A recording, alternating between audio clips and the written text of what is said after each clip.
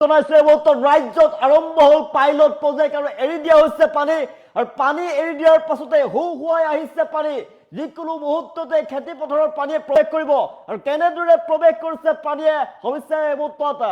জনাইছো শীঘ্ৰে প্ৰৱেশ কৰিব খেতি পথাৰত পানীয়ে হুহুৱাই পানী আহিছে ৰাজ্যত ইতিমধ্যে আৰম্ভ হৈছে পাইলট প্ৰজেক্ট এৰি দিয়া হৈছে পানী আৰু ৰাজ্যত আৰম্ভ হৈছে প্ৰথমটো পাইলট প্ৰজেক্ট যিকোনো মুহূৰ্ততে কৃষি পথাৰত প্ৰৱেশ কৰিব পানীয়ে আজি এৰি দিয়া হৈছে প্ৰথম পানী জনাইছো 1427 হেক্টৰ ভূমিতে পাইলট প্ৰজেক্ট হ'ব আৰু এই প্ৰজেক্টৰ জৰিয়তে দেশৰ 28টা প্ৰজেক্টৰ ভিতৰত অসমত প্ৰথমটো প্ৰজেক্ট দিয়া হৈছে প্ৰজেক্টৰ জৰিয়তে পানী পাব কৃষি ভূমিত প্ৰথম পৰ্যায়ত বিদ্যুৎ আৰু দ্বিতীয় পৰ্যায়ত সৌৰ শক্তিৰে চলিব প্ৰজেক্ট আৰু বকুৰ ৰাজাপাৰাত মুকলি কৰি দিয়া হৈছে এই প্ৰকল্প ৰাজ্যত আৰম্ভ হৈছে প্ৰথমটো পাইলট প্ৰজেক্ট আৰু পাইলট প্ৰজেক্টৰ পানী এৰি দিয়াৰ আমি দৃশ্যাংশ দেখুৱাইছো পাইলট প্ৰজেক্টৰ পানী এৰি দিয়াৰ পিছতে হুহুৱাই পানী অহা দেখিবলৈ পোৱা গৈছে যিকোনো মুহূৰ্ততে পানীয়ে প্ৰৱেশ কৰিব কৃষি পথাৰত পানীয়ে প্ৰৱেশ কৰিব যিকোনো মুহূৰ্ততে 1427 হেক্টৰ ভূমিত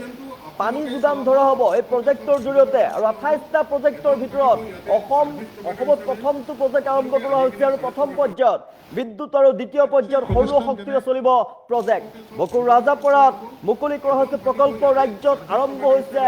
পাইলট প্ৰজেক্ট প্ৰথমটো পাইলট প্ৰজেক্ট আৰম্ভ হৈছে আমি দৃশ্যাংশ দেখুৱাইছো হুহুৱাই পানী অহা দেখিবলৈ পোৱা গৈছে আৰু এই কৃষি পথাৰত প্ৰৱেশ কৰিব যিকোনো মুহূৰ্ততে কৃষি পথাৰত প্ৰৱেশ কৰিব 28টা প্ৰজেক্টৰ ভিতৰত অসমত প্ৰথমটো প্ৰজেক্ট আৰম্ভ কৰা হৈছে আমি দৃশ্যাংশ দেখুৱাইছো যিকোনো মুহূৰ্ততে কৃষি পথাৰত প্ৰৱেশ কৰিব এতিয়া পানীয়ে বকত আৰম্ভ হৈছে পাইলট প্ৰজেক্ট কৃষি আৰু জলসিঞ্চন খণ্ডৰ বাবে উল্লেখযোগ্য পদক্ষেপ নতুন পাইলট প্ৰজেক্ট আৰম্ভ হৈছে বকুৰ ৰাজাপাৰা অঞ্চলত আনুষ্ঠানিকভাৱে এই প্ৰকল্পৰ মুকলি কৰা হৈছে আৰু কৃষিভূমিত পানী যোগানৰ ব্যৱস্থা কৰা হ'ব এই পাইলট প্ৰজেক্টৰ জৰিয়তে এই প্ৰকল্পৰ প্ৰথমটো পাইলট পৰ্যায়ৰ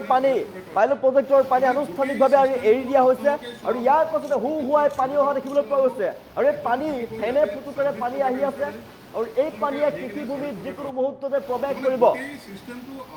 স্থানীয় কৃষকসকলৰ মাজত আশাৰ বতৰা এই মুহূৰ্তত আশাৰ সঞ্চাৰ দেখিবলৈ পোৱা গৈছে প্ৰথমটো পাইলট প্ৰজেক্ট 1427 হেক্টৰ ভূমিত পানী যোগান ধৰা হ'ব বুলি জানিব পৰা গৈছে বৰষুণৰ ওপৰত এই নিৰ্ভৰশীল কৃষি ব্যৱস্থাৰ পৰা আধুনিক কৃষি পদ্ধতিৰ দিশে আগবাঢ়িব এতিয়া ৰাজ্যই বিশেষ ভূমিকা পালন কৰিব এই পাইলট প্ৰজেক্টে বিশেষকৈ খৰাং বতৰত বৰষুণ যেহেতু নহয় এই পাইলট প্ৰজেক্টে সহায় কৰিব কৃষকসকলক দৃশ্যাংশ দেখিছোঁ পাইলট প্ৰজেক্টৰ জৰিয়তে কৃষিভূমিত পানী যোগান ধৰাৰ ব্যৱস্থা কৰা হ'ব বুলি জানিব পৰা গৈছে আৰু বৰষুণৰ ওপৰত নিৰ্ভৰশীল কৃষি ব্যৱস্থাৰ পৰা আধুনিক পদ্ধতিৰ দিশে আগবাঢ়িবলৈ এই প্ৰকল্পই বিশেষ ভূমিকা পালন কৰিব এই মুহূৰ্তত আমি দৃশ্যাংশ দেখুৱাইছো পাইলট প্ৰজেক্টৰ প্ৰথম পানী এৰি দিয়া হৈছে পানী এৰি দিয়াৰ পিছতে যিকোনো মুহূৰ্ততে পাইলট প্ৰজেক্টৰ এই পানীয়ে প্ৰৱেশ কৰিব কৃষি পথাৰত খৰাং বা অনিয়মীয়া বৰষুণৰ সময়ত এই জলসিঞ্চন ব্যৱস্থাই কৃষকসকলক যথেষ্ট সহায় কৰিব বুলি আশা প্ৰকাশ কৰা হৈছে সমগ্ৰ দেশজুৰি 28টা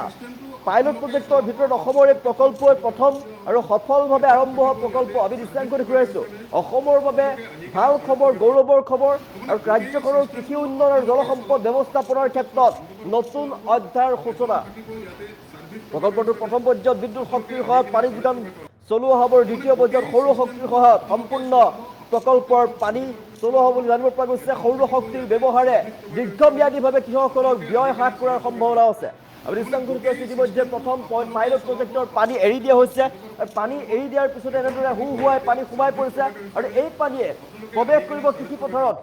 প্ৰৱেশ কৰিব এই পানীয়ে ৰাজ্যত আৰম্ভ হৈছে প্ৰথমটো পাইলট প্ৰজেক্ট এৰি দিয়া হৈছে পানী আৰু পানী এৰি দিয়াৰ পিছতে এতিয়া হুহুৱাই আহিছে পানী আৰু এই পানীয়ে কৃষি পথাৰত প্ৰৱেশ কৰিব আৰু কৃষকৰ অভাৱ সমস্যা দূৰ কৰিব আৰু আধুনিক কৃষি পদ্ধতি যেহেতু ৰাজ্যত হ'বলৈ গৈ আছে আধুনিক কৃষি পদ্ধতিৰ জৰিয়তে খৰাঙৰ দিনতো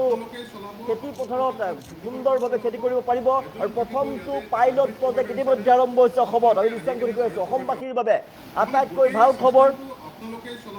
আৰু মুকলি কৰা হৈছে এই মুহূৰ্তত যথেষ্ট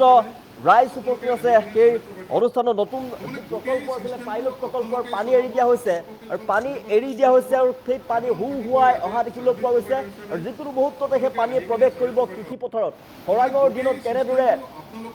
আপুনি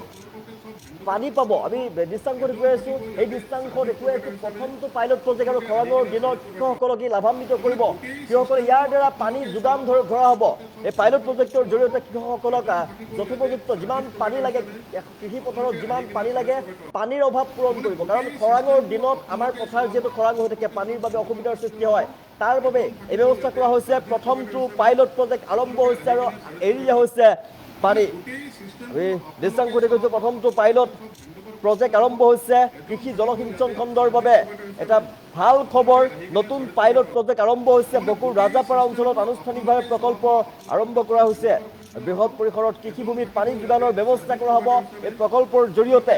এই প্ৰকল্পৰ প্ৰথমটো পাইলট পৰ্যায়ৰ পানী আনুষ্ঠানিকভাৱে এৰি দিয়া হৈছে আৰু স্থানীয় কৃষকসকলৰ বাবে আশাৰ সঞ্চাৰ বুলি ক'ব লাগিব এই মুহূৰ্তত পাইলট প্ৰজেক্টৰ জৰিয়তে যথেষ্ট সংখ্যক হেক্টৰ কৃষিভূমিত পানী যোগান ধৰিব বুলি জানিব পৰা গৈছে বৰষুণৰ ওপৰত নিৰ্ভৰশীল এই ব্যৱস্থাৰ পৰা ধীৰে ধীৰে লাহে লাহে আধুনিক কৃষি পদ্ধতিৰ দিশে আগবাঢ়ি যাব এতিয়া ৰাজ্য আৰু খৰাং বতৰত এই সিঞ্চনৰ ব্যৱস্থাই কৃষকসকলক যথেষ্টভাৱে সহায় কৰিব বুলি জানিব পৰা গৈছে আমি দৃশ্যাংশ দেখুৱাই আছোঁ মুঠ 1427 হেক্টৰ কৃষিভূমিত পানী যোগান হ'ব বুলি জানিব পৰা গৈছে আৰু সমগ্ৰ দেশজুৰি 28টা পাইলট প্ৰজেক্টৰ ভিতৰত অসমৰ এইটোৱে প্ৰথম এই প্ৰকল্পটোৱে প্ৰথম আৰু সফলভাৱে আজি আমি আমাৰ ৰাজাপাৰা স্থিত চিংগুৱা FIS স্কিমত আমি সকলো আছোঁ আমাৰ ভাৰত চৰকাৰৰ মডাৰ্ণাইজড কমাণ্ড এৰিয়া ডেভেলপমেণ্ট বুলি এটা ফ্লেগশ্বিপ প্ৰজেক্ট পাইলট প্ৰজেক্ট হিচাপে অসমৰ ভিতৰত প্ৰথমটো প্ৰজেক্ট আমাৰ বকুত হৈ আছে ইয়াৰ দ্বাৰা আমি 1427 হেক্টৰ মাটি প্ৰায় 10.5 পৰা 11,000 বিঘা মাটি ইয়াতে ৰাইজ উপকৃত হ'ব আৰু এইটো অত্যাধুনিক প্ৰযুক্তিৰে ইস্কাতা সমৃদ্ধ আমাৰ প্ৰত্যেক 1 হেক্টৰ মাটিত এটা এটাকৈ আউটলেট থকাকৈ উন্নতি প্ৰযুক্তি সম্পন্ন স্কিম কৰা হৈ আছে আৰু ইয়াত আমাৰ ৱাটাৰ ইউজাৰ ছ'চাইটি ৰাইজৰ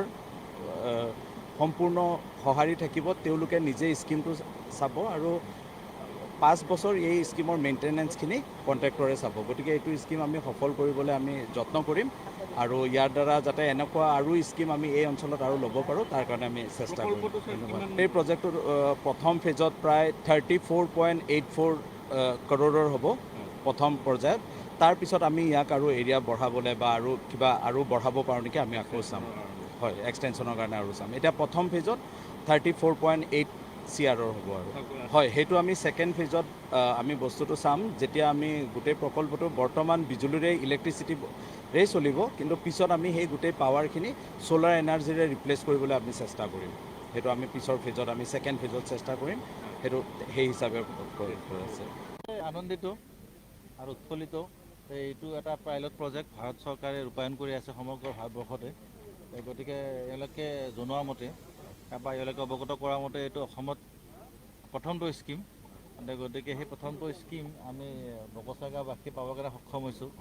তাতো আৰু মানে মোৰ সমষ্টিত পাবৰ কাৰণে সক্ষম হৈছোঁ গতিকে সঁচাকৈ এটা আনন্দৰ বিষয় গতিকে মই নিজেও বুজাৰ কাৰণে জনাৰ কাৰণে আজি ইয়াত উপস্থিত আছিলোঁ স্কিমখননো কেনেকুৱানো কি গতিকে বেচিকেলি এই স্কিমখন